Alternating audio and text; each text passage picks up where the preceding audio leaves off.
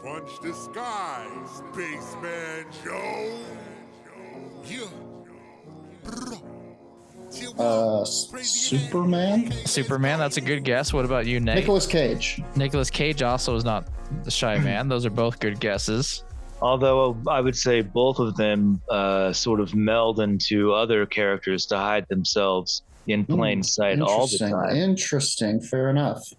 Well, that has nothing to do with what I'm going to talk about this week for the paranormal news, because what we're talking about is apparently King Charles piloted a UFO with a powerful blue plasma in a secret Canadian project. Yeah.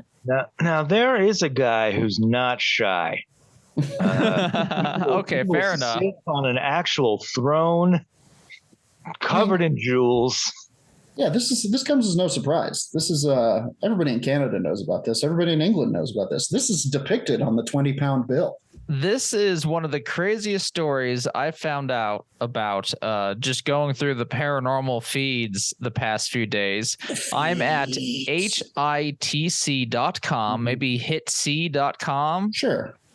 We'll go with that. Yeah, why not? This is written by Elisa Bain from the UK. A former colleague of King Charles has alleged the monarch flew a UFO in 1975. It's funny to use alleged that way because it's always so negative. And flying a UFO is the coolest thing you can do. I mean, arguably surfing on a UFO is the coolest thing you can do. All right, fair enough. But this is pretty close. So this story comes from a gentleman that goes by the name of Dan Castillo, and he's claiming that he was a diver on a alleged Project Scorpio and worked along the then Prince of Wales at Sandy Point in Newfoundland. Okay. The diver alleges that King Charles flew a bizarre helicopter-type vessel that was being tested as part of a secret project. Yeah, the Prince Mobile. Right, to the Prince Mobile. Yeah. And the royal family does this Prince stuff. Charles like impression. I think everyone in the royal family is like an army pilot. Isn't that what fucking William or Harry did for their service? Yeah, all of them I think have some military service under their belt, but only I think Andrew went to the Falklands and then he came back and became a pedophile. Mm-hmm. Well, I think he was probably a pedophile in Falkland as well. Maybe that's where it happened. Probably, yeah. The war changed him. Yeah, that's where he awakened as a pedo. So the diver alleged that King Charles flew a bizarre helicopter-type vessel. He also this vehicle was supposedly round and shaped like a traditional UFO, but it had a propeller and was created by the American aircraft manufacturer Sikorsky. Okay. It sounds the old Royal Sikorsky. I'm going to go out on a limb here and say this spaceship sounds pretty stupid. Well, overall, yes, you might be familiar with this. If you've seen the footage of like that UFO that was like chained and like it had a huge propeller blowing wind down and shit.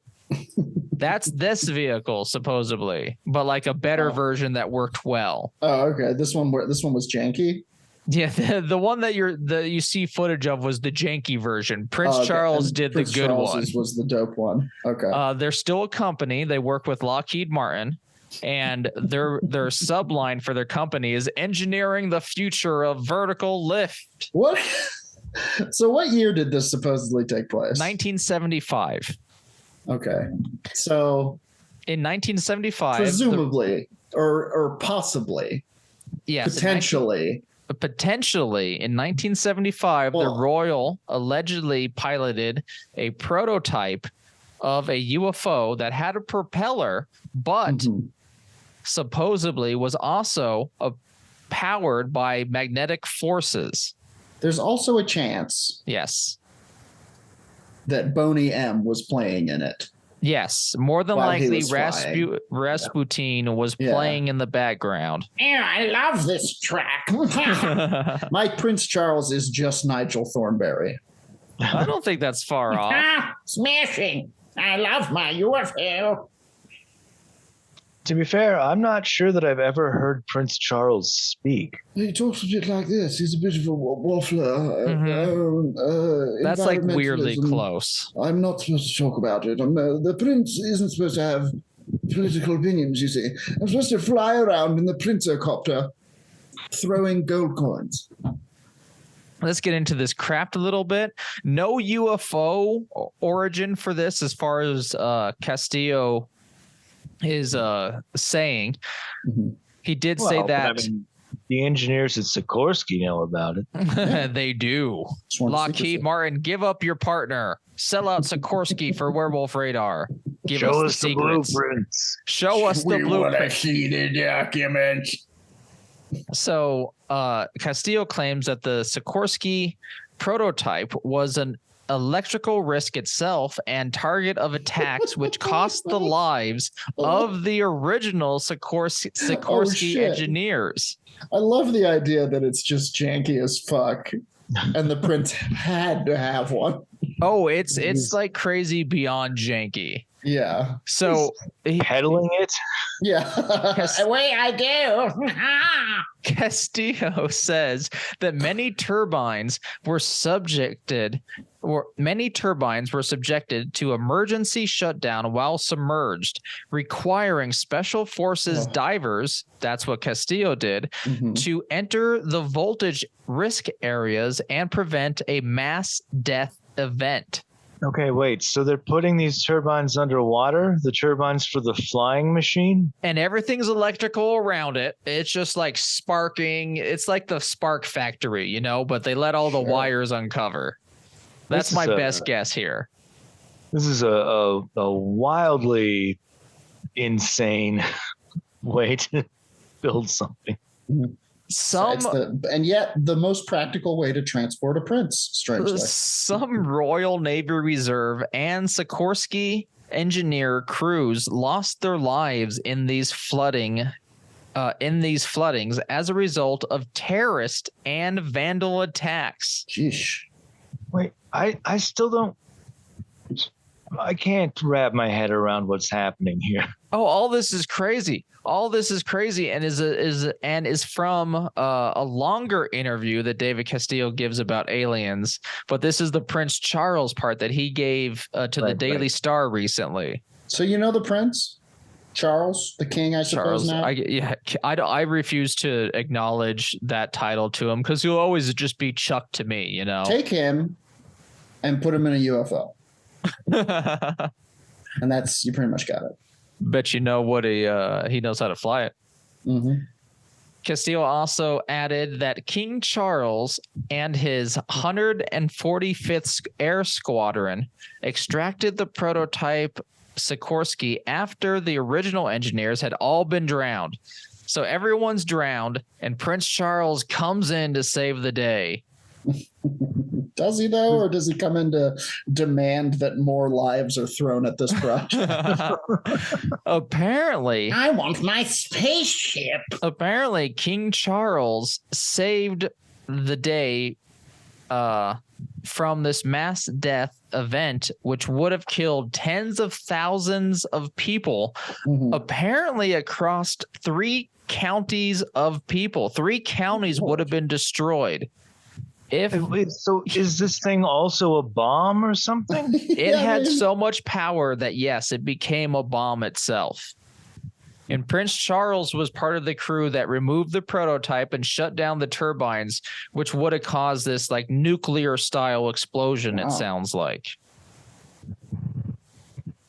I'm impressed that I just found out that they had counties in England. Yeah. What did you think they're called? Like, what's a British word for Hamlets? Yeah, Hamlets or something. No, Hamlet's like a town. What would you call a stretch of land? This is in Canada. Yeah. In Canada. Canada has provinces, and that's their thing. Yeah, no, but this is taking place in Newfoundland, in Canada. Oh. He's right. He's got us there. Yeah, they called them poutines up there. Yeah, you do. Canadian listener, if we're wrong, let us know. It's Our their single version of a Canadian parish. listener. So let's go into what caused that huge explosion, the powerful blue plasma I mentioned earlier. The diver claimed that an uncontrolled burst of energy caused a blue flame to appear from the bottom of the craft. This blue plasma, like pulse, was powerful enough to turn rock into glass in a process that we know from ancient aliens called vitrification. Ooh. We should have learned it from science, but I know all of us learned it from ancient aliens. It did this to wherever it paused and easily transformed tree limbs along its path into cinders without even an open flame. Just instant burn. All right. Oh. That's in keeping with other stories of UFOs that we've heard. The heat transformed the trees along this semaphore line flight path instantly into wood ash. It carried along the path somewhat under control of a secondary large-nosed rotary craft, which looked like a giant West Hall whirligig. Jordan, what is that nonsense? Hey, don't look at me. All right, I'm looking it up. Well, you, of course, are familiar with the East Hall whirligig. Well, yes, of course. Just I ride one to work every Sunday. Imagine that upside down. Listen, I have to share this because this is the search result for this. West Hall whirligig. Okay. I get pictures from the story, which is a helicopter. Sure. And then you get these other images, which are crazy random. I like this one where he's laughing and has that's a the UFO. That's the article we're using. You got Mario, Luigi. The one right above the one right above the one where he's laughing. That's him piloting the UFO with two joysticks. But then that's the end of Royal UFO. It's bejeweled. That's the end of this search. Yeah. I mean, so I have no idea what they're referencing there. Canadian or English listener, could you let us know what a West Hall whirligig is? Now, some people sometimes refer to a just a helicopter as a whirligig. Okay. So maybe it's just some kind of West Hall helicopter. Yeah, well, I imagine it's probably like those weird early prototypes that you sometimes see clips of in. Like a sky screw. I believe you mean a rototype. Yeah, you know. Well, gentlemen, that's been the news.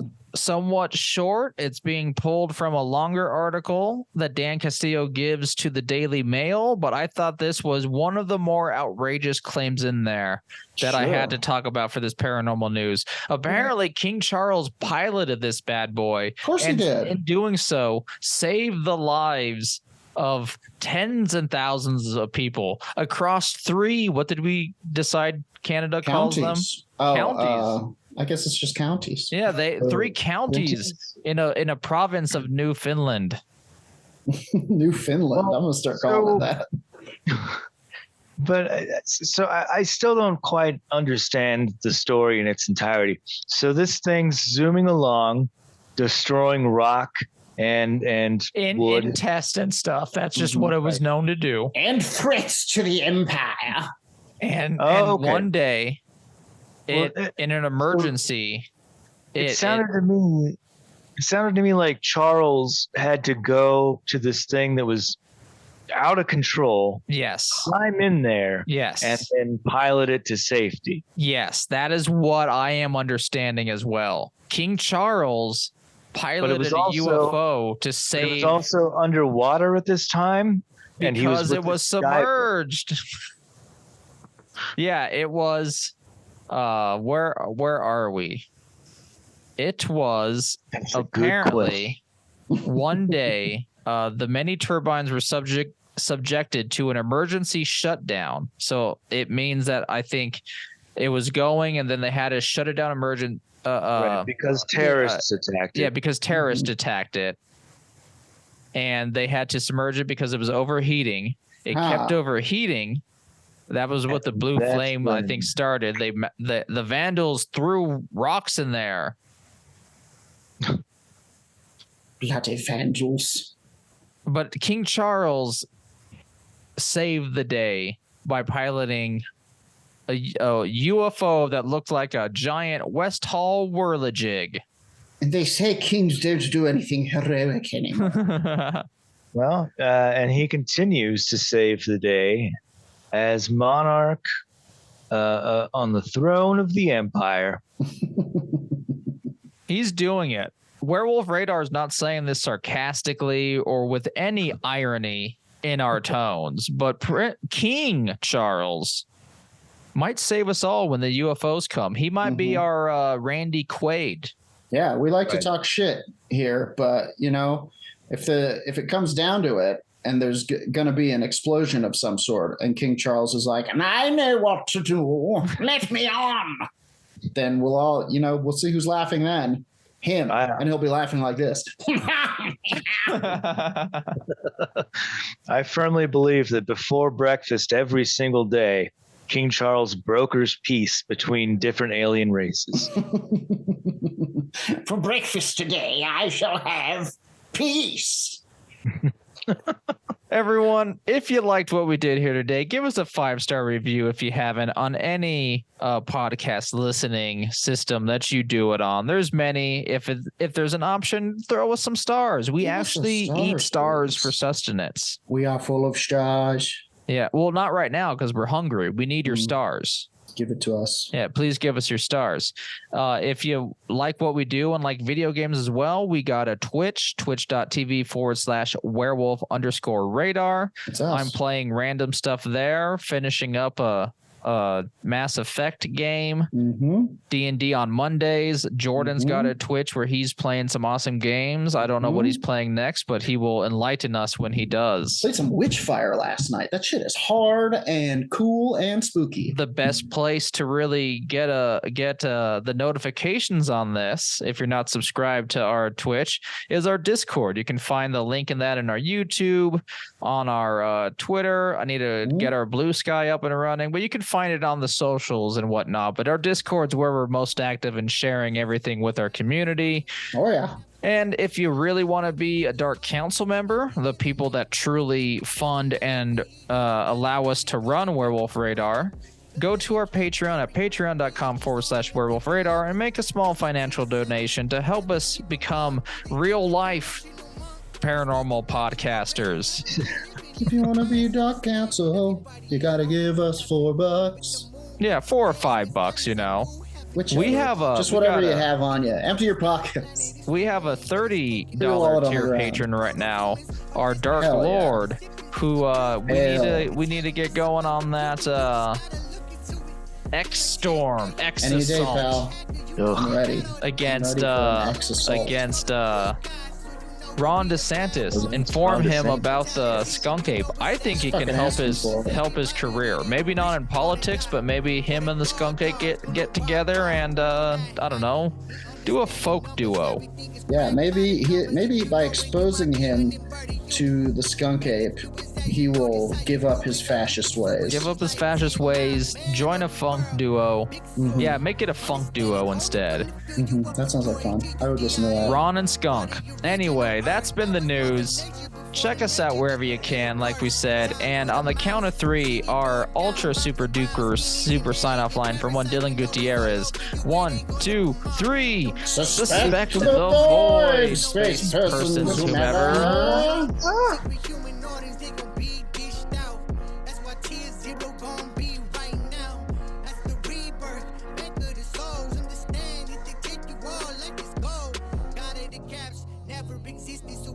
Understand